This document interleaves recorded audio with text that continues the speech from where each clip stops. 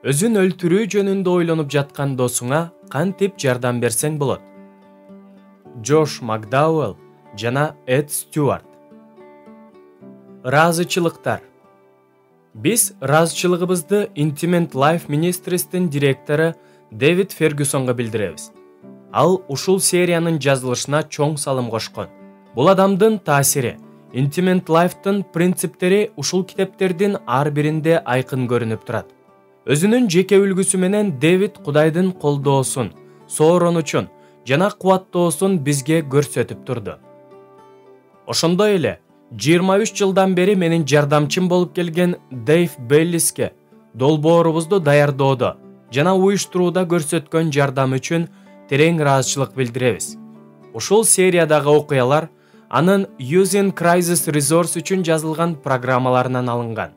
Анан дагы биздин китептерди басып чыгарган Джои Полго жана биздин долбоорубузга колдоо көрсөткөндүгү үчүн Word Publishing'ге терең ыраазыбыз. Джош Макдауэлл, Эд Стюарт. Шондун окуясы. Жаштар тобу унааларды жуу аркылуу жыйындын жайкы лагерине $430 иштеп таба алышты. Бирок алардын эсинде калганы бул эмес, суу чачышуу оюну болду.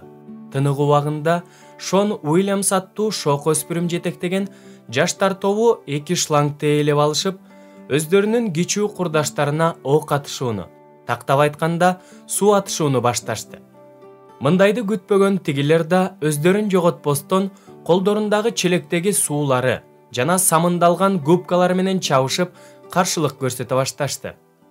Жаштар кызматын жетектеген Даг жана Дженни Шоулар согушуп жаткан эки тараптын ортосунда калышты. Алардын жашы 30дан ашып калган эле. Бирок алар да өздөрүн жоготуп койбостон, суу чачылып башта арзамат унаасындагы суу пистолеттерин ала калышып, алдына туш болгондордун бардыгын аткылай башташты. Жыйынтыгында 20 мүнөттүк согушуудан кийин алардын эч кимисинин кургак жери калган жок жана бардыгынын ичтери каткырыктан улам ооруп жатты. Аптаптуу күнү 2 саат иштегенден кийин бул эң сонун эс алуу болду. Бардык иштер бүтүп, жаштар үйлөрүнө тарай баштаганда Шон атайлап эле достору аны үйүнө жеткирип коюуну унутуп калышына жол берди. Анан ал жуу каражаттарын кладовкага жыйнаштырып салып жаткан Даг менен Дженниге жакын келип, эгерде каршы болбосоңор, мен силер менен үйүмө жетип алсам болобу деп сурап калды. Албетте, каршы эмеспиз, деди Даг. Ал ушуну күтүп турган эле. Шон ичинен жылмайды. Анткени Даг менен Дженни ал үчүн өтө маанилүү адамдар болушчу. Ал бир нерсеге муктаж болгондо, алар дайыма аны колдоп турушар эле. Жана азырда аларга жардам бере аларын Шон билип турду. Даг бир кафеге токтоп, ал жерден шамшум этип алууну сунуш кылды. Шон менен Дженни дароо макул болушту. Себеби алар унаа жуу жана суу чачышуу оюну менен ушунчалык алек болушкандыктан тамак жөнүндө унутуп калышкан эле. Мен силер менен бир нерсе жөнүндө сүйлөшөйүн дедим эле, деди олуттуу үн менен Шон тамактарга буйрутма бергенден кийин. Мен да сенин тынчсызданып жатканыңды көрүп турам. Бүгүн сен адаттагыдан тынч жана көңүлүң жоктой көрүндүң. Албетте, суу согушу жөнүндө сөз жок, деди Дженни. Шон жылмайгансып карап койду да, анын тынчын алган нерселер жөнүндө айта баштады. Бул аябай олуттуу нерсе. Мен эмне кылышты билбей турам. Мага кандайдыр бир кеңеш берерсиңер. Шон, биз сени угууга жана колубуздан келген жардамыбызды берүүгө даярбыз, деп Даг боорукер жылмайып, аны ишендирген үн менен айтты. Официанттар суусундуктарды алып келишти. Өзүнүн ойлорун чогултууга аракет жасап, Шон стакандагы коласын түтүкчөсү менен аралаштырып койду да, менин досум Кев жөнүндө санаам тынчыбай жатат, деди акырында. Кев, сен Кевин Колвин жөнүндө айтып жатасыңбы? Ал сени менен кээде жыйынга келген балабы, деп сурады Дженни. Ооба, так ошол бала. Биз аны Кев деп коебуз. Анын ата-энеси ишенбегендер. Ал болсо Иса Машаякка өзүнүн куткаруучусу катары ишенип калгандыгын айтат. Акыркы күндөрү ал өзүн бир кызыктай алып жүрө баштады. Анда кандайдыр бир көйгөйлөр барбы, деп сурады Даг. Шон терең дем алып, мен билбейм. Бирок акыркы күндөрү ал түнт болуп кетти. Дагы бир нерсе менин тынчымды алып жатат. Даг ага жакындап, эмне болду, деп сурады. Шон үчүн оор болгон эскерүүлөр жөнүндө айтуу өтө кыйын болуп турду. Ошондой болсо да, ал досу үчүн муну кылышы керек эле. Менин оюмча, ал өзүн өзү өлтүрүү жөнүндө ойлонуп жатат окшойт. Дженни колун сунуп, аны жумшак таптап койду. Шон, сенин башыңдан өткөн нерселерден кийин да сен кайрадан ушудан өтүшүң керек болгонуна өкүнүп турам. Шон ыйлагысы келип, тамагы буула түшкөнүн сезди. 2 жыл мурдагы терең депрессиянын айынан ал бир уч дарыларды ичип алгандыгы анын эсинен дагы деле кете элек болчу. Ал өмүр бою Даг менен Дженниге анын жашоосундагы эң оор мезгилинде көрсөткөн кам көрүүсү жана сүйүүсү үчүн ыраазы. Рахмат. Мени менен баардыгы жайында, бирок мен Кеф үчүн коркуп жатам. Анын ата-энеси дайыма бири-бири менен урушуп жаткандыктан Кеф жөнүндө ойлоп да коюшпайт. Анын улуу агалары кетип калышкан. Ошондуктан ал азыр үйүндө жалгыз. Анын жакын досу Том жазында унаа кырсыгынан каза болгондон бери ал өзүнө катылып түнт боло баштады. Мен ошондуктан ал үчүн коркуп жатам, деди Шон. Муну уккандан кийин Даг сүйлөй баштады. Кеф өзүн өзү өлтүргүсү келип жаткандыгын көрсөткөн анын дагы кандай жүрүмү сени шектендирип жатат? Бир нерсе мага абдан тааныш сезилип турат. Кеф дайыма чарчагандай. Анын эч нерсеге ал күчү жоктой көрүнөт. Мен ага ишемби күнү түшкө жакын телефон чалсам, ал дагы деле төшөктө жаткан болот. Мен анын үйүнө барган күндө да ал дайыма бир бурчка тыгылып уктап калгысы келе берет. Чарчоо, биз бул белгини сенден да байкаган элек. Жана бул биздин абдан тынчыбызды алчу. Шон башын ийкеп, силер муну байкаганыңар үчүн ыраазымын, деди жумшак үн менен. Кеф азыр дайыма кара түстөгү кийимдерди кийип, өлүм менен арбалып калгандай. Жана дагы анын маанайы да тез-тез өзгөрүп турат. Бирде карасаң ачууланат, бирде унчукпай отура берет. Сен Кефтин жүрүм-турумуна көңүл буруп жатканыңды көрүп, кубанып жатам. Менимче Кеф жардамга муктаж, деди Дженни. Официанттар гамбургерлер менен куурулган картошканы алып келишти. Тамак үчүн ыраазычылык билдирип сыйынганда, Даг Кеф үчүн да сыйынды. Алар тамактана баштаганда Шон сөзүн улантып, мени өтө тынчсыздантканы Кеф өзүнүн буюмдарын башкаларга тарата баштаганы болуп жатат. Ал өзүнүн велосипедин да бирөөгө берип салды. Ал эч нерсеге кызыкпай калгандай көрүнөт. Ал бул жерде көпкө калбоо тууралуу ойлонуп жатат окшойт, деди.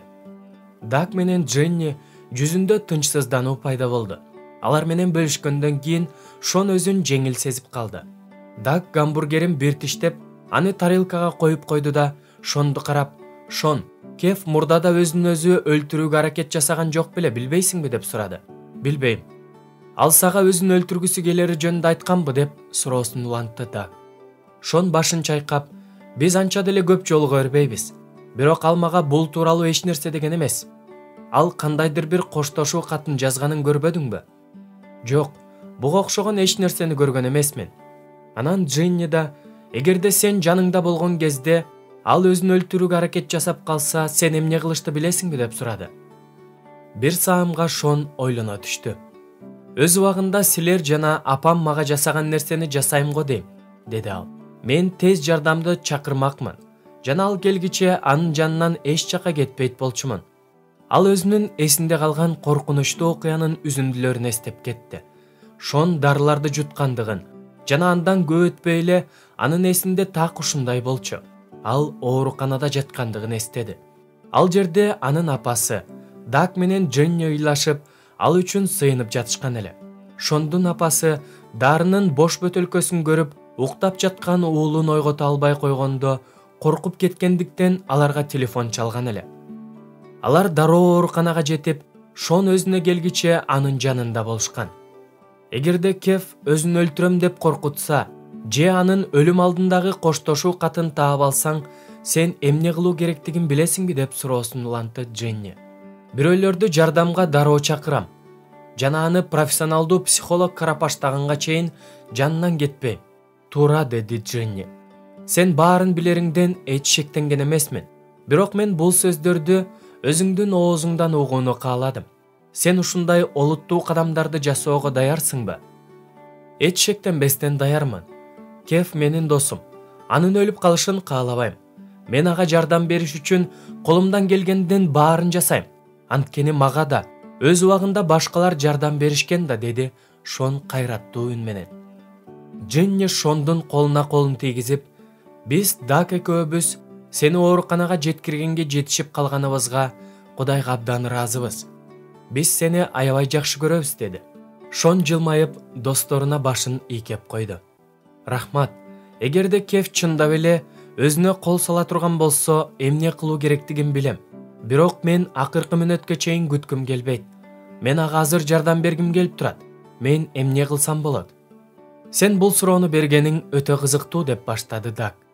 2 жыл мурда сен дарыларды ичип алганыңда, биз Дженни экөөбүз өзүн өзү өлтүрүүнү каалаган адамдардын белгилери жөнүндө өтө эле аз билерибизди түшүндүк. Биз ашыкча ишенчээк болчубуз. Биз статистикалык маалыматтарды укканбыз. Күн сайын өлкө боюнча өзүн өлтүрүүгө аракет жасаган өспүрүмдөрдүн саны 1000ге жакын. Жана анын ичинен 18 гана өлөт экен. Бирок машаякчыларда ушул эле көйгөйгө туш болорун эч качан ойлогон эмес элек. Анын сөзүн Дженни улантып, азыр болсо Даг экөөбүз билебиз. Балдар бала боюнча кала берет экен. Алар машаякчыбы же жокпу айырмасы жок экен. Алардын көбү стресстен, канааттандырылбаган муктаждыктардан жана жалгыздыктан азап тартышат. Кээ бир балдар уруш жаңжалдуу начар үй бүлөлөрдө жашагандыктан алар депрессиянын клиникалык формасынан азап чегишет. Башкалары болсо өздөрүн туңгуюктуу абалга туш келгендей сезгендиктен андан чыгуунун жеңил жолдорун издей башташат. Көпчүлүк балдар дайыма көңүлдүн четинде калгандыктан алар өзүнө көңүл бурдуруу максатында эмнелерди гана кылышпайт. Керек болсо өзүн өзү өлтүрүүгө да барышат. Биз Даг экөөбүз ушундай абалдагы балдардын жүрүм турумундагы белгилерине көңүл бурууну үйрөндүк. Анткени биз анын жыйынтыгы менен эле күрөшүп тим болбостон, анын тамырын таап айыктыруубуз керек, деди. Мен да так ушуну Кев үчүн кылгым келет. Силер мага жардам бере аласыңарбы, деп суранды Шон. Албетте, деп ишендире сүйлөдү Даг. Биз азыр сага акыркы 2 жылдын ичинде өзүбүз эмнени үйрөнгөн болсок, ошолор тууралуу айтып беребиз. Алар үчөө тамактанып бүткөн соң, Шон Кевиндин кызыктай жүрүм турумуна кандай мамиле кылуусу керектиги тууралуу бир нече пайдалуу кеңештерди алды. Сөзүн аяктап жатып, Даг аны кубаттап, биз сенин Кевинге жардам бергиң келип, ал үчүн тынчсызданып жатканыңды абдан баалайбыз. Жана сенин бир нерсени билишиңди каалайбыз. Биз сага жардам берүүгө ар дайым даярбыз. Бизге бардыгын айтып тур. Суранам. Жана жардам керек болсо, кайсы вакыт болбосун, бизге телефон чалуудан тартынба. Биз сен үчүн сыйынып турабыз. Кев үчүн да сыйынабыз, деди. Ошол түнү Шон Даг менен Дженнинин айткандары тууралуу ойлонуп, көпкө чейин уктай алган жок. Алар берген кеңеш жакшы болчу. Эми Шон ошону ишке ашыра алыш үчүн Кудайдан жардам сурап сыйынып жатты. Ал Кевке өзүнүн кам көрүүсү жана сүйүүсүн көрсөткөнгө чейин ал өзүнө зыян келтирип албаса экендиги үчүн да сыйынды. Ой жүгүртүү убактысы. Балким сиз да Шон сыяктуу өзүңүздүн досуңуздун жүрүм турумунан тынчсызданып жаткандырсыз. Сиз эмне болуп жатканын так айта албасаңыз да, досуңуздун өзүн өлтүрүүсү жөнүндө ойлонуп жатканын шектенип жаткандырсыз. Досуңуздун өзүн өлтүрүүсү жөнүндө ойлонуп жатканынан шектенип жаткандырсыз. Ошондуктан сиздин ал үчүн тынчсызданып жатканыңыз толугу менен түшүнүктүү. Анткени биздин убакта өзүн өзү өлтүрүү мектеп окуучуларынын арасындагы өлүмдүн экинчи ири себеби. Изилдөөлөргө таянсак, жыл сайын 6,5 миң өспүрүм өзүн өзү өлтүрөт. Жана бул нерсе 1,5 саат сайын болуп турат. Ошондуктан сиздин досуңуздун жүрүм турумунда да өзүн өлтүргүсү келген белгилер пайда боло баштаса, ал өзүнүн бул оюн ишке ашыра электен мурда бир нерсе кылуу керек. Бул көйгөйдүн олуттуулугунун 3 деңгээли тууралуу сөз кылсак болот. Биринчиден, кээ бир өспүрүмдөр чындап эле өзүн өлтүрүүгө аракет жасашат. Эгерде сиз ушуга күбө болуп калсаңыз, анда аны ооруканага тез жеткирүү үчүн дароо куткаруу кызматын же тез жардам кызматын чакырышыңыз керек. Ал өзүнө кайрадан кол салбаш үчүн адистердин жардамына муктаж. Экинчиден, өспүрүмдөр өзүн өлтүрөм деп жөн эле коркутушу мүмкүн, же чындап эле буга барышы мүмкүн. Эгер сиз досуңуздун өлүм алдындагы коштошуу катын таап алсаңыз, же ал өзүн өлтүрүү жөнүндө ойлонуп жаткандыгын билип калсаңыз, анда сөзсүз бир нерсе кылууңуз зарыл. Сиз барган жыйындын жаштар кызматчысы же башка кызматчы менен ата-энеңиздин бири менен досуңузду профессионалдуу консультантка алып бара алган бирөө менен сүйлөшүүңүз керек. Досуңуз чоң адамдардын ишеничтүү көзөмөлүнүн астында болмоюнча аны жалгыз калтырбаңыз. Өзүн өзү өлтүрөм деп коркутууну да кооптуу аракет катары санаса болот. Үчүнчүдөн, Кевин Колвин сыяктуу өспүрүмдөр өзүн өлтүрүү тууралуу ойду көптөн бери жашырып жүрүшү мүмкүн. Кевиндин жүрүм-турумунан байкалган белгилер сиздин досуңузда көрүнүп жатса, бул сизди тынчсыздандыра баштайт. Эгерде сиз төмөндө берилген суроолорго ооба деп жооп берсеңиз, анда сиздин досуңуз чындап эле өзүн өлтүрүү жөнүндө ойлонуп жатканын тастыктайт. Биринчи, сиздин досуңуз өлүм тууралуу темага ашыкча кызыгуу көрсөтүп жатабы? Мисалы, өлүм жөнүндө сүйлөшүп, ал жөнүндө суроолорду берип, өлүм темасына байланыштуу музыканы угуп же кинолорду көрүп жатабы? Экинчи, досуңуз өзүнүн буюмдарын башкаларга таратып берип, же өлүүгө даярданып жаткандыгын көрсөтүп жаткан башка иштерди жасап жатабы? Үчүнчү, ал дайыма көңүлсүз жүрөбү? Төртүнчү, сиздин досуңуздун жүрүм-турумунда күтүлбөгөн өзгөрүүлөр болобу? Мыкаачылык, импульсивдүүлүк. Бешинчи, ал түнт болуп жана жалгыздыкта калууга умтулуп жатабы? Алтынчы, досуңуздун дайыма уйкусу келип тургандыгын байкайсызбы? Же ал уйкусуздуктан кыйналып жүргөнүн айтканбы? Жетинчи, ал тез-тез чарчап калып жаткандайбы? Сегизинчи, кооптуу иш-чараларга жакын болгондугу байкалабы? Мисалы, унааны же башка транспортты коркунучтуу башкаруу, муздак же ок атуучу куралдар менен ойноо. Албетте, мунун бардыгы сиздин досуңуз өзүн өлтүрүүгө даярданып жатат дегенди билдирбеши мүмкүн. Бирок ал өзүн өзү өлтүрүүнү оор абалдан чыгуунун жолу катары карап жатышы мүмкүн. Эгерде сиз да Шондун кылганындай жаштар кызматынын жетекчиси же сиздин жыйындын кызматчысы же ата-энеңиздин бирине өзүңүздөгү кооптонууларыңызды айтып берсеңиз, анда сиз акылдуу иш кылган болосуз. Бир нерсени ишке ашыруу убактысы келди. Жогоруда айтылган белгилердин артында кандай көйгөйлөр катылышы мүмкүн? Өспүрүмдөрдүн өзүн өзү өлтүрүү жөнүндө ойлонуусуна эмнелер себеп болот? Жашаганга караганда өлүп калуу жакшы деген чечимге түрткөн себептердин бир нечеси төмөндө берилген. Алардын бири же бир нечеси досуңуздун сизди тынчсызданткан жүрүм-турумунун негизинде катылган. Үй бүлөдөгү көйгөйлөр. Досуңуздун үй бүлөсүндөгү абал кандай? Ал өзүнүн ата-энесинен алыстагандай же алар аны бөлүп салгандай сезип жатабы? Шон айтып кеткендей, Кевтин ата-энесинин ортосунда ар дайым уруш жаңжал. Ал эми агалары кетип калышкан эле. Ата-энесинин ажырашуусунан, алардын бүтпөгөн жаңжалынан улам пайда болгон стресс менен жалгыздык өзүн өзү өлтүрүү жөнүндөгү ойлорду пайда кылат. Депрессия. Досуңуздун көңүлү дайыма чөгүп турабы? Клиникалык депрессия бул адамдарга көйгөйлөрдөн чыгуу жолун көрүүгө тоскоолдук жараткан оору. Мындай адамга квалификациялуу профессионалдуу жардам берилбесе, анда ал өзүн өлтүрүүнү абалдан чыгуунун жалгыз гана альтернативасы катары эсептеп алат. Реалдуулуктан качуу. Досуңуз өзүн үмүтсүз абалда калгандай сезип жатабы? Өспүрүмдөр үмүтсүздүктөн, ички жарааттардан, жазалоодон, басмырлоодон же жөн гана психологиялык жана эмоционалдык оор жүктөн арылуу үчүн өлүмдү көп учурда чыгуу жолу деп карашат. Жоготуу. Балким сиз досуңуз атасынан же энесинен ажырадыбы? Балким сиздин досуңуз атасынан же энесинен ажырадыбы? Жакын досунан же сүйгөн адамынан ажырадыбы? Шон айтып бергендей, Кев жакында эле унаа кырсыгынан каза болгон досу үчүн кайгырып жүргөн.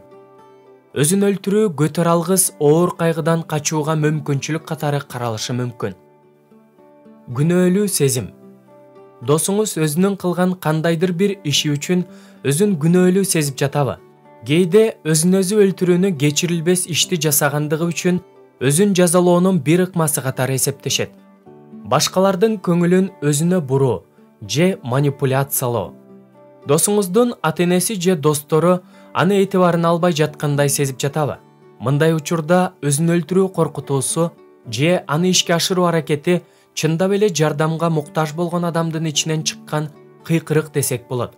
Балким сиздин досуңуз мен кыйналып жатам, мен үмүтсүз абалдамын, мен мындан кантип чыгууну билбейм, мага жардам керек, суранам, мага кимдир бирөөңөр көңүл бургулачы деп айткысы келип жаткандыр. Ошондой эле өзүн өзү өлтүрөм деп коркутуу, ата-энеси анын каалоосун аткарып бериши үчүн аларды манипуляциялоого жасаган аракети да болушу мүмкүн. Өч алуу. Досуңузду кимдир бирөө өтө катуу таарынткан беле. Кээде өч алуу сезими жашагысы келген сезимден да күчтүү болуп кетиши мүмкүн. Өзүн өзү өлтүрүү менен аны таарынткан адамды жазаласа болот деп эсептей баштайт. Андан сырткары жакын мамилелердин үзүлүшү үчүн да ушинтип өч алууга болот деп ойлойт. Эгерде сиздин досуңузда да Кевин сыяктуу эле өзүн өзү өлтүрүүнүн белгилери көрүнүп баштаса да, баары бир үмүт бар. Сиз анын өзүн өлтүрүү жөнүндө ойлоруна түрткөн жүгүн жеңилдетүү үчүн кандайдыр бир кадамдарды жасай аласыз. Эгерде сизде Даг жана Джинниге окшогон тажрыйбалуу машаякчылардын сыйынуу колдоосу менен жетектөөсү болсо, анда жакшы. Анткени сиз аларга ар убакта жардам сурап кайрыла аласыз. Бирок сиздин мындай жакын адамдарыңыз жок болгон күндө да досуңузга сиз өзүңүз жардам бере аласыз. Шон да азыр ошенткени турат. Шондун окуясы. Кевинди чогуу бир нерсе кылууга көндүрүү Шон үчүн абдан кыйындай сезилип жатты. Мурда алар чын көңүлдөрү менен велосипедтерин чогуу тебишчү. Эми болсо күтүлбөгөн жерден Кевин өзүнүн кымбат баалуу велосипедин бирөөгө белек кылып берип салды. Шондун ар кандай сунуштарына, чогуу видео оюндарын ойноого, тренажер залына барууга же бейсбол талаасына чыгып келүүгө Кевинден мен эч нерсе кылгым келген жок, же мен чарчап турам деген гана жоопторду угуп жатты. Бирок Шон Кевинге дарыяны бойлой кеткен жолдо ролик тээп келүүнү сунуштаганда ал кызыга түштү.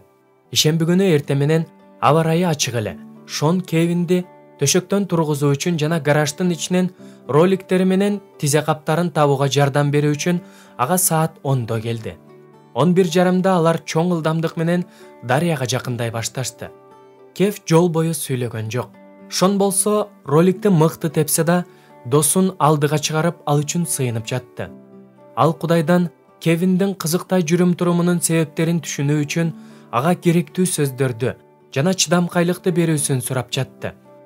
Алар жолдун жарымын өтүп калганда Кев чарчап калды. Шон бир аз эс алып, суу ичип алууну сунуш кылды эле, Кев дароо макул болду. Алар тизе каптарын чечип, дарыянын жээгинде турган узун отургучка отурушту. Кев, кандай сонун? Биз экөөбүз ушинтип көптөн бери көңүл ача элекпиз го, деди Шон, колундагы суусун досуна сунуп. Ооба, билем, деди Кев терең дем алып. Ал бөтөлкөдөгү суудан жутуп, дарыя тарапты кыймылдабастан карап калды. Ушул маалда Шон досун карап турду. Ал өңү өчкөн кара шорта жана көрүстөндүн жанында түшкөн рок группасынын сүрөтү бар эски футболка кийип алган эле. Тармал кара чачы анын кайгылуу бети менен ичине кирип кеткен көздөрүн жаап турду. Кев өзүнүн сырткы келбетине спорт менен машыгып жатса да, дайыма жакшы көңүл буруп жүрчү. Шон аны карап, ал өзүн таптакыр таштап койгонун байкады. Ал Даг жана Джинни менен акыркы сүйлөшкөнүн эстеп, тоңуп турган музду талкалап көрүүнү чечти. Кев, мен көптөн бери сени менен сүйлөшөйүн дедим эле, деп абайлап баштады сөзүн Шон. Кев унчукпастан сууну карап тура берди. Шон болсо сөзүн улантып, акыркы күндөрү экөөбүз аз көрүшүп калдык. Бардыгы жайында элеби? Айткым келгени, экөөбүздүн ортобуздагы мамиле мурункудай жакшы элеби, деди. Кев ийиндерин кууштуруп койду. Ооба, менимче бардыгы жакшы эле. Менин оюмча сен акыркы күндөрү эч нерсе кылгың келбей калгандай көрүнөт. Мен колум бошобой жана чарчап жүрөм. Шон бир саамга сүйлөбөй туруп калды да, досун тажатып жибере элегинен үмүттөнүп сөзүн улантты. Сен эч ким менен сүйлөшпөй, өтө эле түнт болуп кеткендейсиң. Сенин иштериң жакшы элеби? Кев бир аз унчукпай турду. Анан Шонду карап, анчалык жакшы эмес, деди. Анын жүзүнөн терең кайгынын белгиси байкалды. Мен сага бир нерсе менен жардам бере аламбы, деп сурады Шон. Кев кайрадан ары карады. Андан кийин башын чылкыйтып жерди тиктеп калды. Акырында ал, эмне? Сен менин ата-энемди ажырашуудан токтотуп кала аласыңбы? Жана менин мектептеги экилеримди оңдой аласыңбы, деди. Сенин ата энең ажырашып жатышабы деп таң калды Шон. Кеф акырын гана башын ийкеп койду. Атамдын өзүнүн кеңсесинде башка курбусу бар экендигин апам билип калган экен. Ал атамды үйдөн кууп чыгып, мени менен да көрүшүп туруусун каалабай турганын айтты. Биздин үйүбүз азыр астын үстүн болуп жатат. Шон колун досунун ийинине койду. Кеф, бул абдан өкүнүчтүү. Мен сенин ата энеңдин ортосундагы мамиледе көйгөйлөрү бар экендигин билгем. Бирок ажырашуу бул абдан оор болуш керек. Башын ылдый салган Кеф көздөрүн эки жолу ирмеп, колу менен мурдун ушалап койду. Шон эч качан досунун ушунчалык кайгырганын көргөн эмес эле. Ал досунун тамагы боолуп, ыйлагысы келип турганын сезди. Эгерде сен бул тууралуу сүйлөшүүнү кааласаң, мен сени угууга даярмын деп сунуш кылды Шон. Кеф аны жек көрүү менен карап, Шон, сага мунун кереги жок деди. Сен эмне дегиң келип турат? Мен айткым келгени, сен буга кийлигишпей эле кой.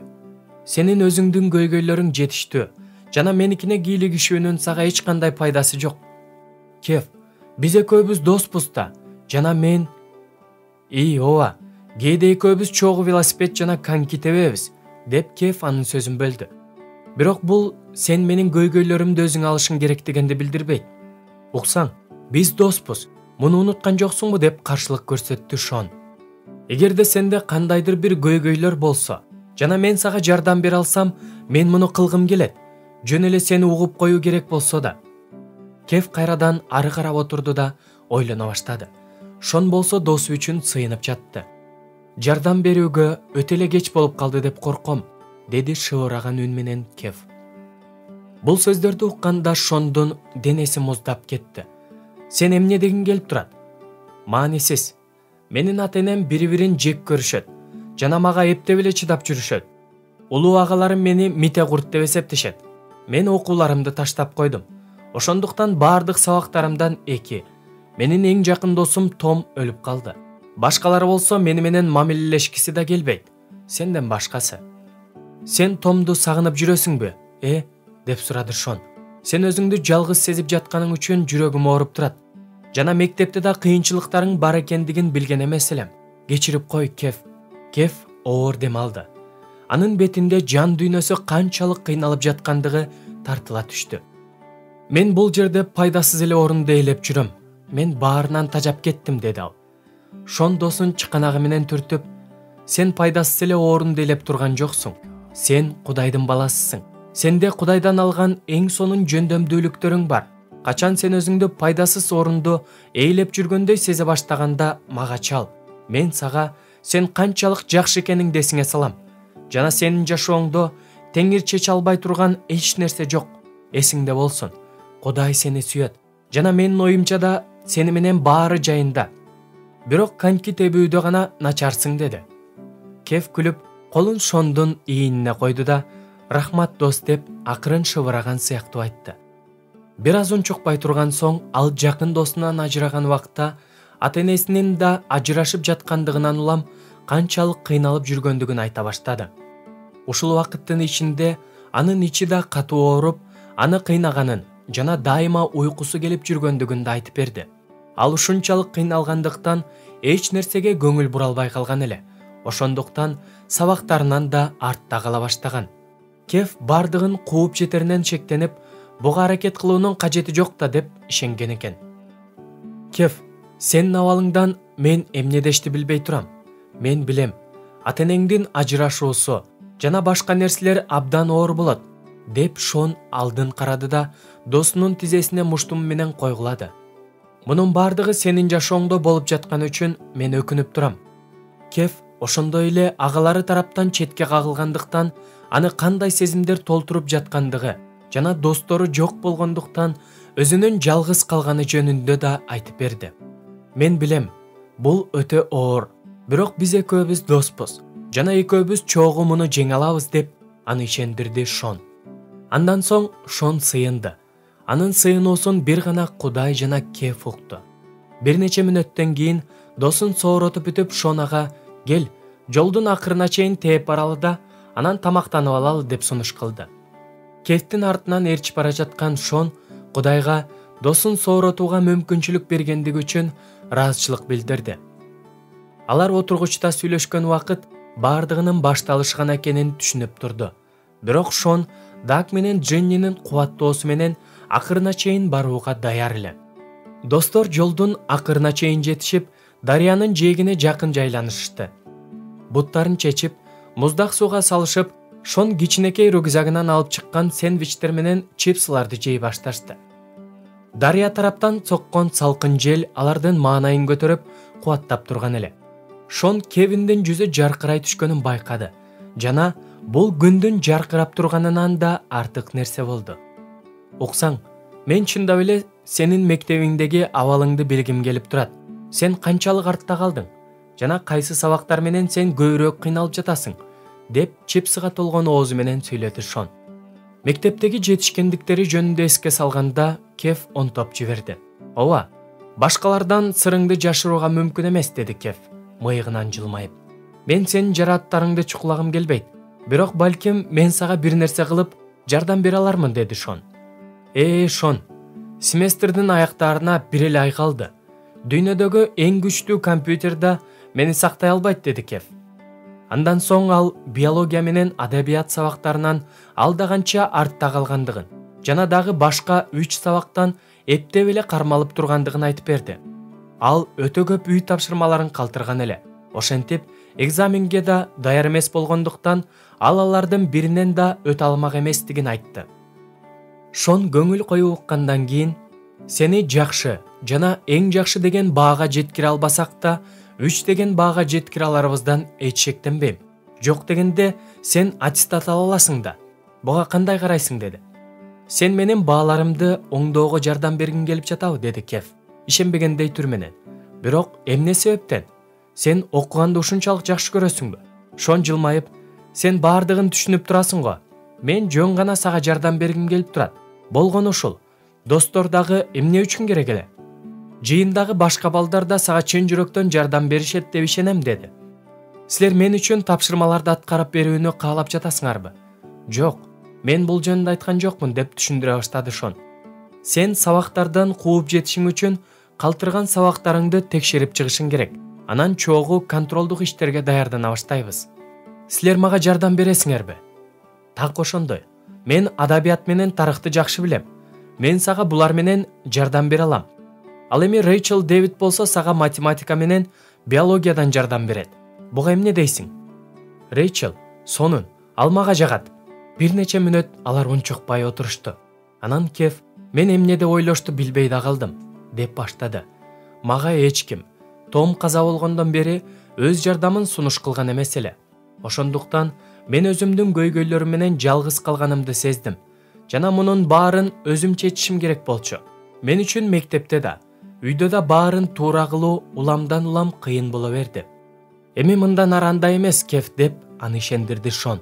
Сенин оор абалыңды түшүнүүм үчүн мага ушунчалык көп убакыт кетип калганына абдан өкүнүп турам. Бирок азыр мен сага жардам бергим келет. Жана биздин жаштар тобундагы башкалар да жардам берүүнү каалашарын билем. Алардын арасында Даг менен Дженни да бар. Сен буга макулсуңбу?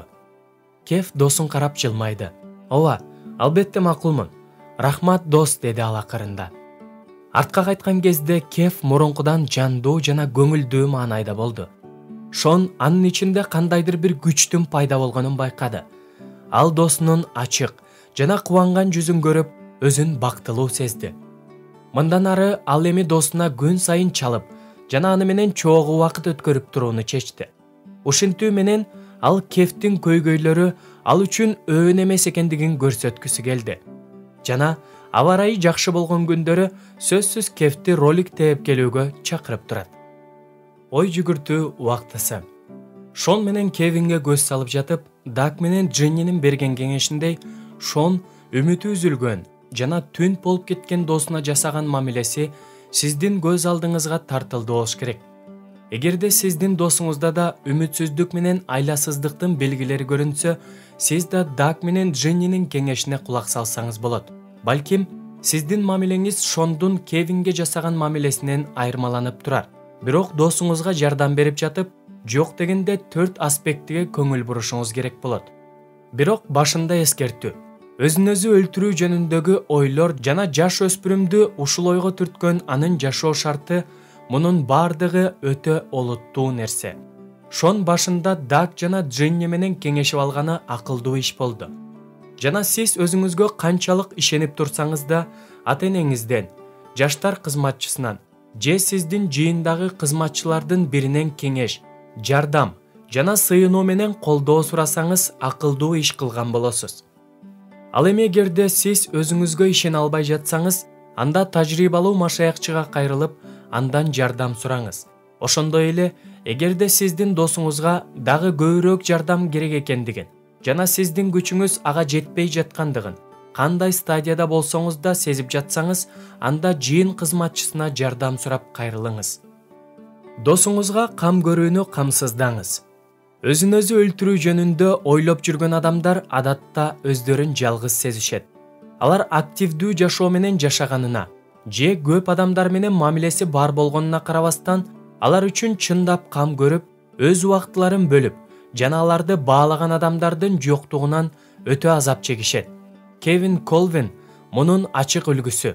Үй бүлөсүндөгү көйгөйлөрдөн улам ал өзүн четке кагылган жана эч кимге кереги жок адам катары сезе баштаган. Анын досу Томдун өлүмү да аны жалгыздыкта калтырган. Мунун жыйынтыгы катары анын мектептеги жетишкендиги түшүп кеткендиктен жана достору да андан алыстай башташкандыктан Кев өзүн мурункудан да керексиз сезе баштаган. Өзүн жалгыз жана эч кимге кереги жок сезген адам Кев сыяктуу эле бул дүйнөдө бекер эле орунду ээлеп жашап жүргөндөй сезе баштайт. Жалгыздыктан улам үмүтсүздүк менен күрөшүп жаткан адамга сиз бере ала турган нерсе бул ага өзүңүздү арнооңуз. Өзүн өлтүрүү жөнүндө ойлоп жүргөн адам башкалар менен бекем жана ачык мамилеге муктаж болот. Шон менен Кевин дос болуп эле жүрүшкөн болчу. Бирок Кевин өзүндөгү көйгөйлөрдөн улам Шондон алыстай түшкөн эле. Даг менен Джинни Шонго демилгени өз колуна алып, Кев менен болгон мамилесин тереңдетүүнү кеңеш кылышкан. Эгерде сиз досуңуздун өзүн өзү өлтүрүү оюнан бошонуусун чындап эле кааласаңыз, анда сиз анын жакын досу экениңизди жана аны жакшы көрөрүңүздү ишендире алышыңыз үчүн сизге көп убакыт жана күч керек болот. Досуңуз өзүн жалгыз сезбегенге жардам берүү максатында аны менен мамилелешүү аркылуу кам көрүүнү көрсөтүү үчүн төмөндө бир нече ыкмалар берилген. Биринчи, анын жашоосуна кызыгып жатканыңызды билдириңиз. Өзүн өзү өлтүрүүнү ойлоп жүргөн адамга жардам берүүнүн эң эле мыкты жолу бул сиздин анын жашоосуна кызыгып жатканыңыз жана жардам берүүгө даяр экениңизди көрсөтүү. Шон Кевинге жардам берүү үчүн Даг менен Джинниге кеңеш сурап кайрылган. Эгерде сиз досуңуздун кыйналып жатканын билсеңиз, анда конкреттүү бир иштерди жасооңузга түрткү болушу үчүн жүрөгүңүзгө ага жардам берүүсүнө жол бериңиз. Экинчи, досуңуз үчүн дайыма кол жете тургандай болуңуз. Азап тартып жүргөн адамдар үчүн сүйүү бул эң эле биринчи убакыт. Мисалы, Шон Кевин менен ролик тебүү жана баарлашуу үчүн убакыт бөлдү. Досуңуз менен чогуу убакыт өткөрүү үчүн түрдүү мүмкүнчүлүктөрдү издеңиз. Ушинтип, аны менен мамилеңизди бекемдеңиз. Үчүнчү, досуңуз менен ар дайым байланышта болуңуз. Жөн гана учурашуу үчүн телефон чалып, анын акыбалын суроо менен сиз эч нерсе кылбай жүргөн учурда да анын жашоосуна кызыгып жатканыңызды көрсөтө аласыз. Төртүнчү, досуңуз үчүн сыйыныңыз. Кудайдан аны менен мамилеңизди кантип бекемдеп, анын сүйүүгө жана кабыл алууга болгон муктаждыгын толтуруу үчүн эмне кылуу керектигин көрсөтүп берүүсүн сурап сыйыныңыз. Бешинчи, досуңузга ал Кудайдын баласы экендигин дайыма эскертип туруңуз. Өзүн өлтүрүүнү ойлоп жүргөн адамдар өздөрүн Кудай үчүн баалуулугун унутуп коюшат. Эгерде досуңуз машаякчы болсо, анда Кудай аны сүйөрүн жана аны жогору бааларын эскертип туруңуз. А эгерде ал машаякчы эмес болсо, баары бир ал Кудайдын бейнеси боюнча жаралган жана ал үчүн машаяк өз өмүрүн берген. Ошондуктан ал Кудайдын көз алдында кымбат экендигин ага көрсөтүүнүн ар кандай жолдорун издеңиз. Алтынчы, досуңузга үмүт бар экендигин ишендирүүгө аракет жасаңыз. Кевин бул дүйнөдө бекер эле орунду ээлеп турам деп эсептегендиктен бар болгон үмүтүнүн бардыгын жоготкон. Өзүн өлтүрүүнү ойлоп жүргөн көпчүлүк өспүрүмдөр сыяктуу эле ал да өзүнүн жашоосу жана болгон көйгөйлөрү жөнүндө акыл эстүүлүк менен ой жүгүртө алган эмес. Мындай адамдарга үмүт берүүнүн эң эле мыкты жолу бул алардын ойлору тууралуу талашып тартышуунун ордуна алардагы сезимдерге көңүлүңүздүн баарын буруу. Шон да Кевинге анын кайгысын бөлүшүү жана сооротуу менен үмүт тартуулай алды. Ошондо гана үмүт келген кезде абалды туура эмес түшүнгөн ойлорун териштирүүгө убакыт келет. 7. Досуңуз менен сүйлөшүңүз. Шон байкагандай Кевин менен мурда сүйлөшкөн адам болгон эмес. Өзүн басынтылган жана үмүтсүз сезген көпчүлүк өспүрүмдөр ата-энелерине өздөрүнүн көйгөйлөрү жана тынчсыздануулары жөнүндө айта албай турганын айтышат. Ошондуктан өзүнүн жашоосу жана кыйынчылыктары жөнүндө сүйлөшүүнү досуңузга сунуш кылыңыз. Анын оюн сыйлаңыз жана эгерде шектүү ойлор айтыла турган болсо, аны айыптоодон алыс болуңуз. Досуңуз өзүнүн сезимдерин ал үчүн кам көргөн адамга ачык айта алыш үчүн өзүн эркин сезүүсү өтө маанилүү. Досуңуз менен болгон мамилеңизди тереңдетүүгө жасаган аракетиңиз аркылуу төмөнкү 3 аспектини да карап чыгыңыз. Бул аспектилер да досуңузга өлүм тууралуу ойлорду жеңүүсүнө жардам берет. Азап тарткан досуңузду сооротуңуз. Кевин туш болгон абалда ага эң эле керектүү мамиле бул сооротуу болгон. Мына ошондуктан суунун жээгинде отурганда Шон анын кайгысын тең бөлүшкөн. Ыйса ыйлагандар бактылуу, анткени алар сооронушат деп айткан. Ый жан дүйнөнү толтурган оорунун сыртка чыгуу процесси. Шондун кылдаттык менен абайлап сураган суроолоруна жооп берип жатып, Кевин өзүнүн үйүндөгү жана мектебиндеги кыйналган абалы үчүн ыйлап жатты. Ал өзүнүн кыйналып жаткандыгын мойнуна алганда, Шон анын ички оорусун кошо бөлүштү. Ыйсанын сөзү боюнча карасак, Шон досун сооротуп жатканда Кевин бактылуу болгон. Сооротуу бул Кудайдын каалоосу боюнча азап тартып жаткандарды баталоо. Алардын жалгыздык жана үмүтсүздүктөн улам жан дүйнөсүндө пайда болгон терең жарааттардан айыгуу процессинин башталуусу. Сиздин досуңуз азап тартып жана өзүнө кол салууну ойлоп жаткан кезде, анын эң эле чоң сооронучу сиз анын кайгысы менен азабын тең бөлүшкөнүңүз. Көп учурда Кудай башкаларды сооротуу үчүн сизди колдонот. Элчи Павыл жазгандай, Кудай бизди соороткондой эле ар кандай кыйынчылыктарды башынан кечирип жаткандарды соорота алышыбыз үчүн ал бизди бардык кыйынчылыктарыбызда сооротуп жатат. Сооротуу бул бекем жана кайраттуу болууга чакыруу эмес. Сооротуу бул эмне үчүн адамдардын жашоосунда кырсыктар боло тургандыгын түшүндүрүүгө аракет жасоо эмес. Сооротуу бул Кудай бардыгын башкарып тургандыгы жөнүндөгү туура сөздөрдүн жыйындысы эмес. Мунун бардыгы убактысы келгенде пайдалуу болушу мүмкүн. Бирок булар биздин сооронууга болгон муктаждыктарыбызды толтура албайт.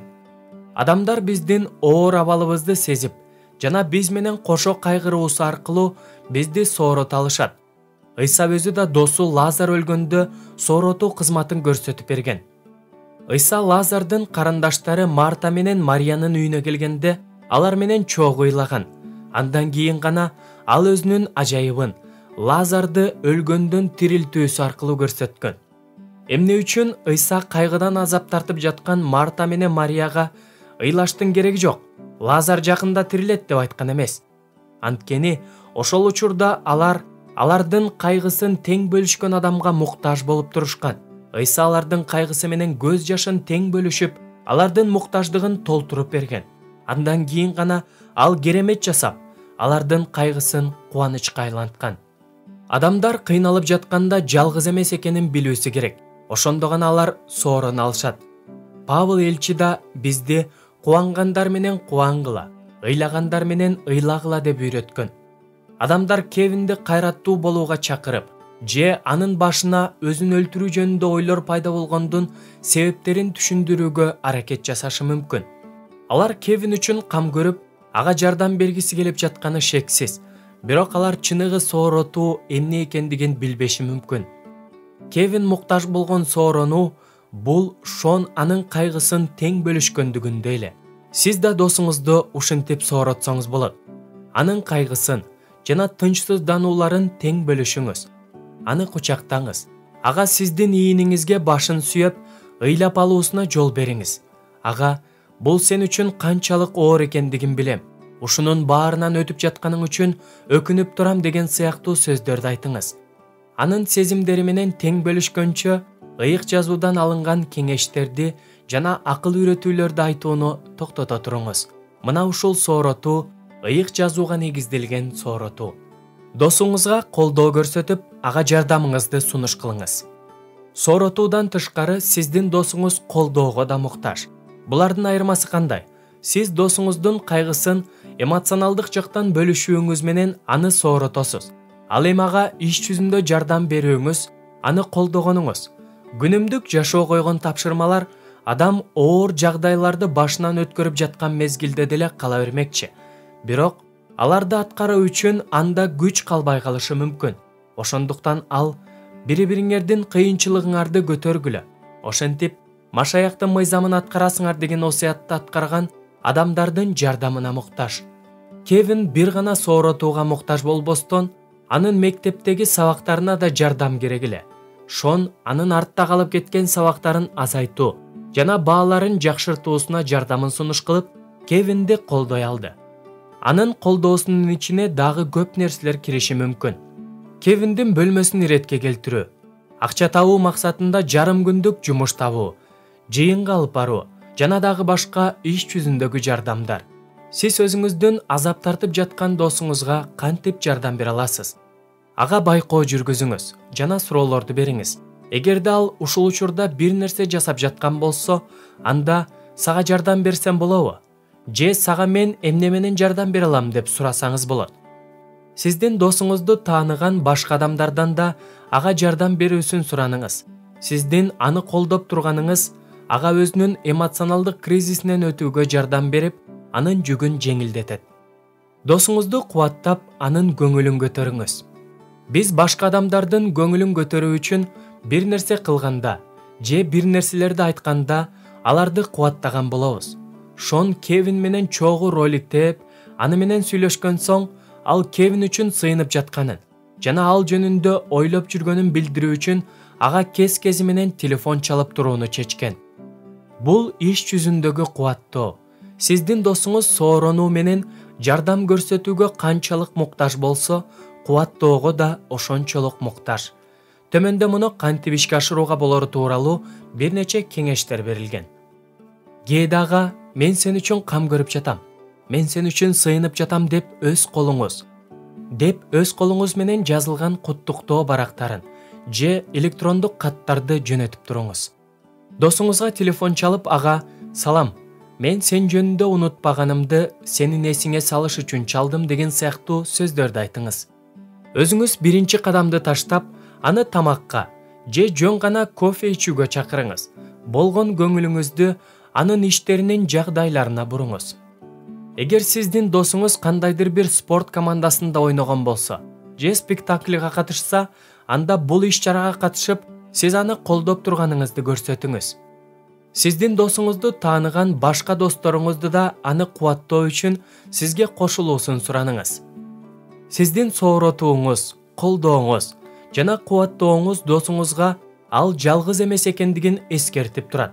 Жана качан өзүн өлтүрүүнү ойлоп жүргөн адамдар өздөрүнө карата сүйүүнү жана кам көрүүнү көргөндө өздөрүнүн жашоосундагы абалдарды таптакыр башка көз менен карай башташат.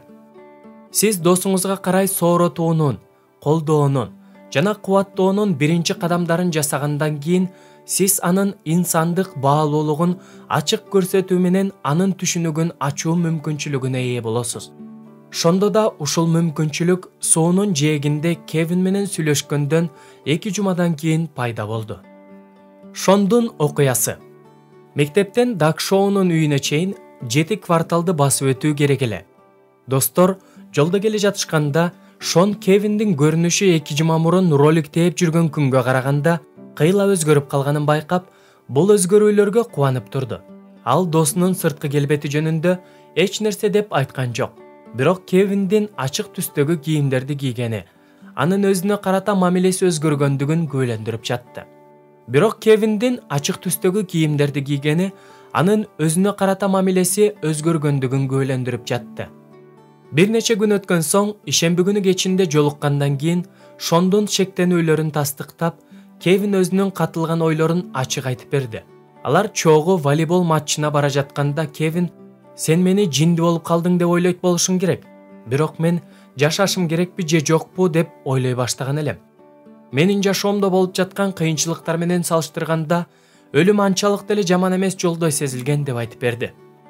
Шон Кевинди кайрадан тынчтандырып, ал жинди эмес экендигин тастыктады.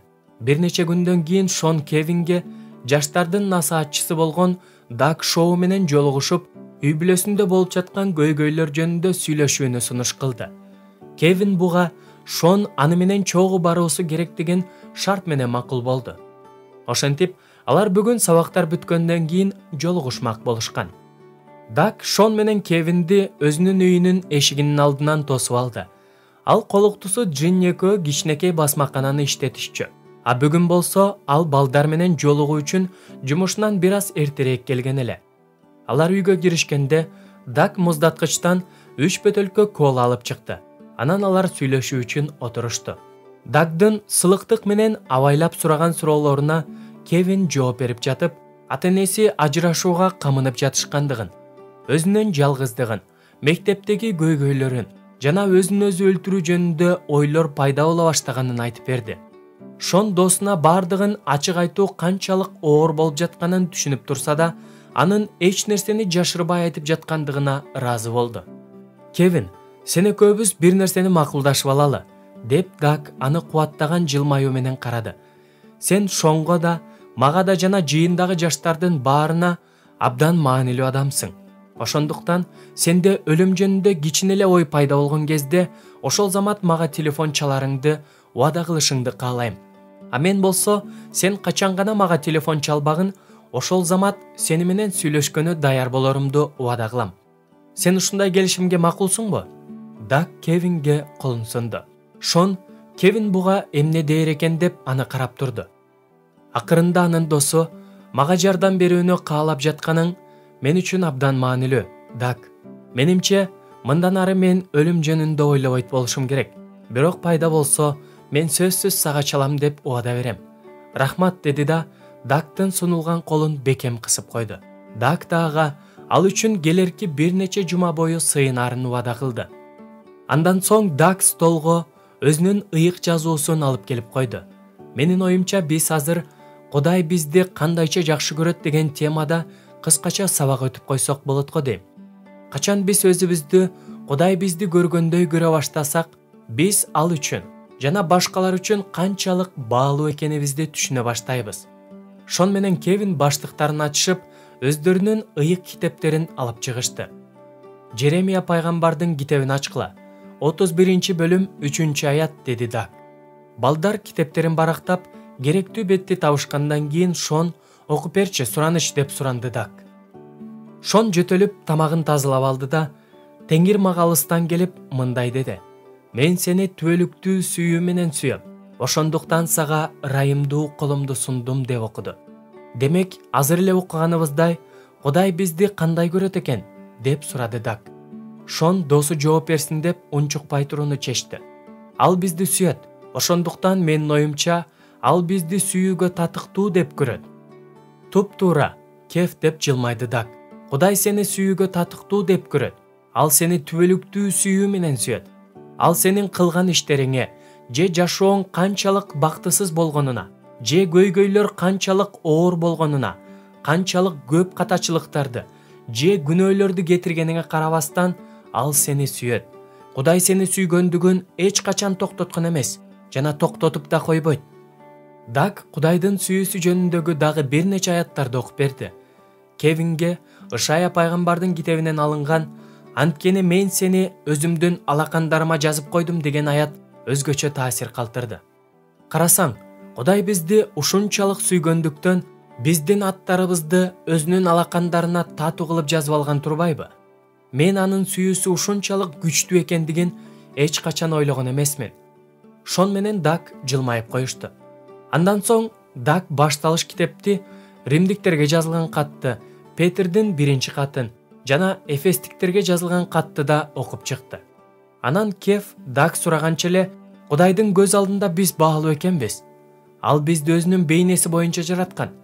Биз бир азга эле периштелерден ылдый экенбиз. Ал биздин күнөөлөрүбүз үчүн өзүнүн уулун өлүмгө берген. Ал бизди өзүнүн шедеври деп атайт. Ал бизди мол баталагысы келет. Мунун баардыгынан биз анын алдында баалуу экендигибизди көрсөтүп турат, деп айта салды. Кийинки окуган аяттарда ыйык рух жөнүндө айтылып жатты. Анан баардыгын аяктап жатып, Кев Филиппиликтерге жазылган каттагы «Мага күч кубат берген Ыйса Машаяк аркылуу баардыгын кыла алам» деген аятты үнүн бийик чыгарып окуду. Бул жолу Дактын суроосуна Шон жооп берди. Бул аяттарда биз Кудай үчүн пайдалуу экенибиз жөнүндө айтылып жатат. Ал бизге жөндөмдүүлүктөр менен таланттарды берген. Ал өзүнүн ыйык рухун биздин ичибизде жашашы үчүн жиберген жана бизди ал берген күч менен ага кызмат кылууга чакырып жатат, деди Шон. Даг башын кубанычтуу ийкеди.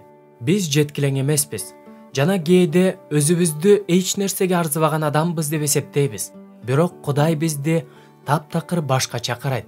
Анткени биздин ичибизде анын ыйык руху жашайт.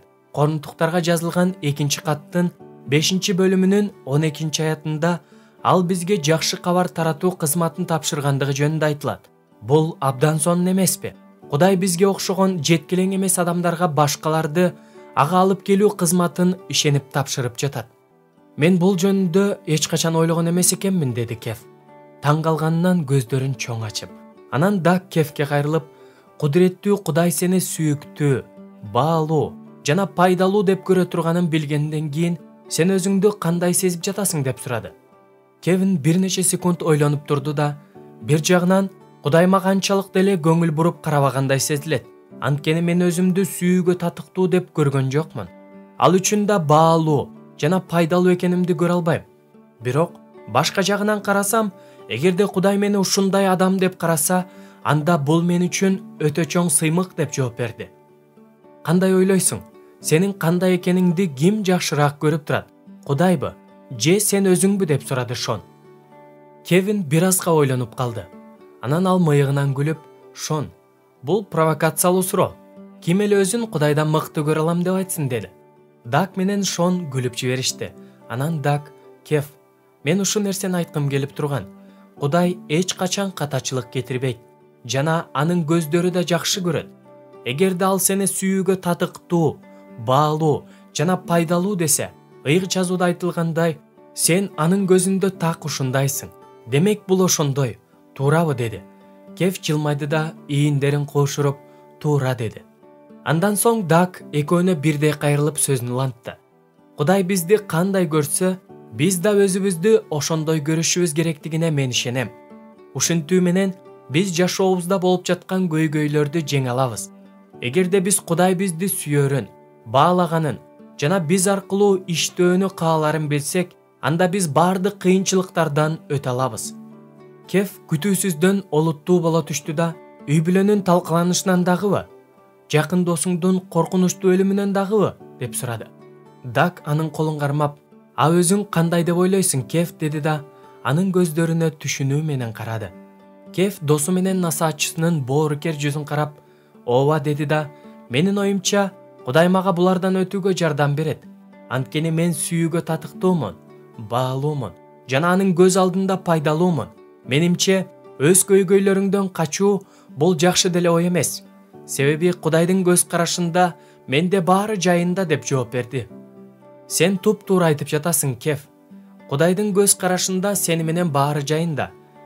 Биз да ошентип ойлойбуз, деп жооп берди Даг. Ой жүгүртүү убактысы.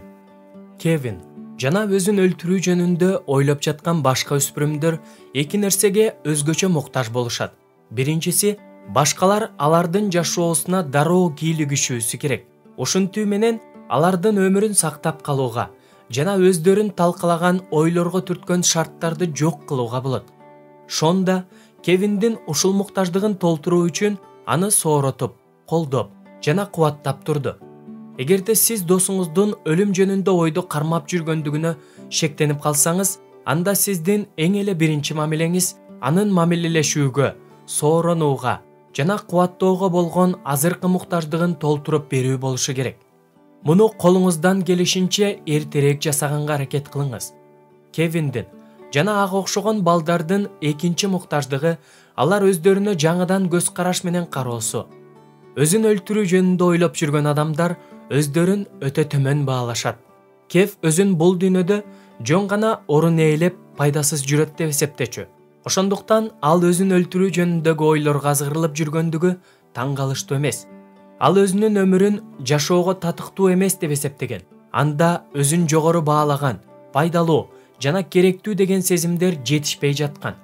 Сиздин досуңуздун да өзүн өлтүргүсү келген ойлорунун тамырында ушундай эле бузулган ички сүрөт болушу мүмкүн. Сиз досуңуздун мамилелешүүгө, сооронууга, колдоого жана кубаттоого болгон муктаждыктарына кам көрүүнү башта арзамат, анын экинчи муктаждыгына да кам көрүүгө даяр болуңуз. Ал өзүн Кудайдын көзү менен көрө алышына жардам бериңиз. Балким сиз Даг жана Шон жасаган нерсени жасоону каалайсыз.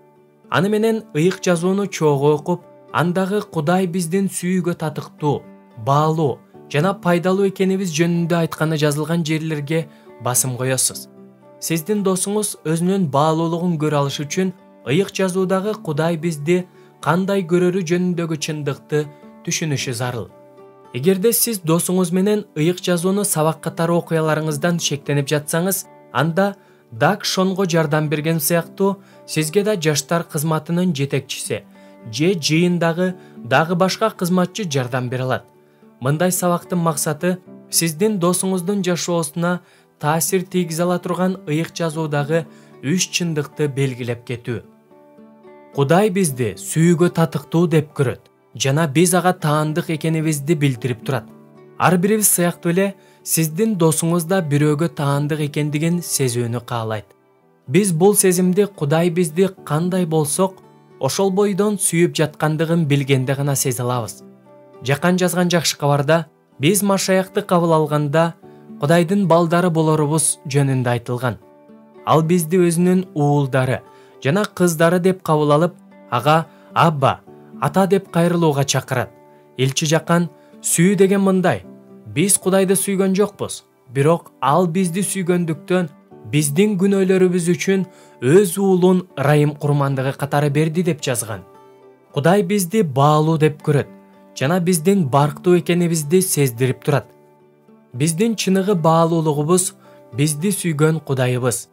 Өзүнүн эч кандай күнөөсү жок болгон уулун Ыйса Машаякты биздин күнөөлөрүбүз үчүн өлүмгө кыйганы аркылуу чагылдырылып турат.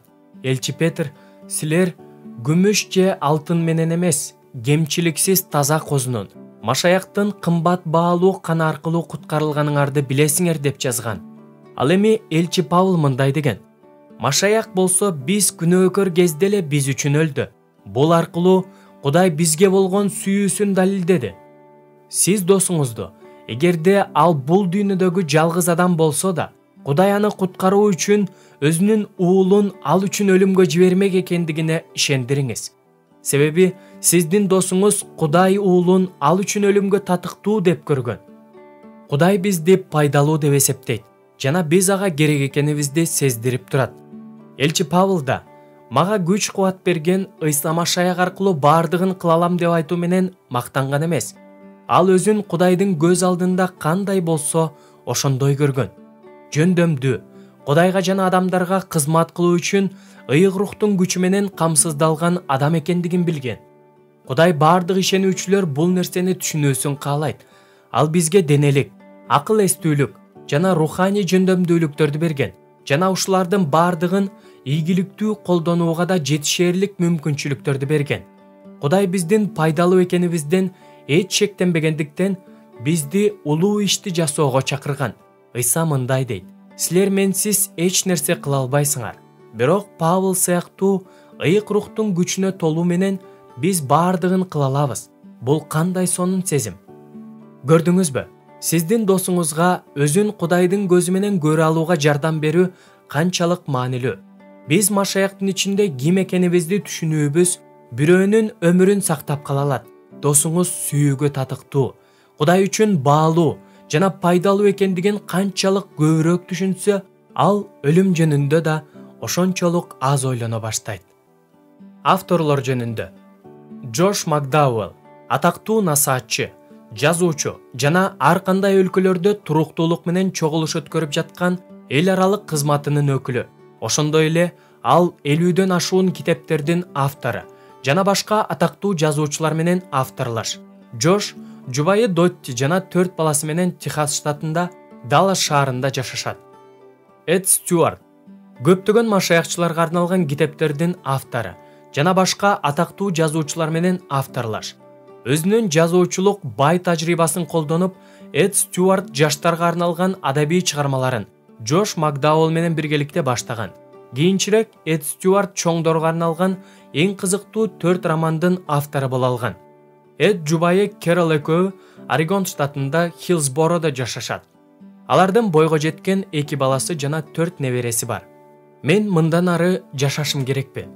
16 жаштагы Кевин Колвин ата-энесинин ортосундагы жаңжалдан, досунун өлүмүнөн жана мектепте жетишпей жаткандыгынан улам үмүтсүздүккө батып, бул дүйнөдө бекер эле орун ээлеп жүрөм деп чечип койгон. Өзүн өлтүрүү жөнүндөгү ой капысынан эле пайда болдубу? Же ал чындап эле муну ишке ашырууну каалап жатабы? Кевин сыяктуу көңүл калуу менен үмүтсүздүктүн туткунунда калган адамдарды билесизби? Ага эмне дешти жана кантип жардам бериш керектигин билесизби? Балким, ушул учурда ал дос ар дайым сүйөт. Башыңа иш түшкөндө ал бир тууганыңдай болуп келет деген чыныгы доско муктаж болуп тургандыр. Чындыкка жакын жана кызыктуу окуянын жардамы менен Джош Макдауэлл Эд Стюарт менен биргеликте өзүнүн өмүрүнө кол салууну ойлоп жүргөн досторуңуз үчүн эмне кыла аларыңыз жөнүндөгү маселеге ыйык жазууга негизделген ыкманы сунуштап жатат. Жана мындан да маанилүүсү, сиз үмүтсүздүк менен айласыздыктын сазына батып калган досуңузду бул абалынан чыгаруу үчүн ал үчүн кантип жардамдын жана кубаттоонун булагы боло аларыңыз жөнүндө да биле аласыз. Башында бул аудио китепти өзүңүз угуп чыгыңыз. Андан соң аны досуңузга сунуштаңыз. Эгер сиз өзүңүз ушундай үмүтсүздүк сезимдери менен күрөшүп жаткан болсоңуз, анда караңгы туннелдин акырында жарыкты кантип табууга болорун биле аласыз. Ошондой эле сиз Кудай үчүн жана сизди курчаган адамдар үчүн, өзгөчө ушул аудио китепти сизге берген досуңуз үчүн канчалык маанилүү экениңизди билесиз.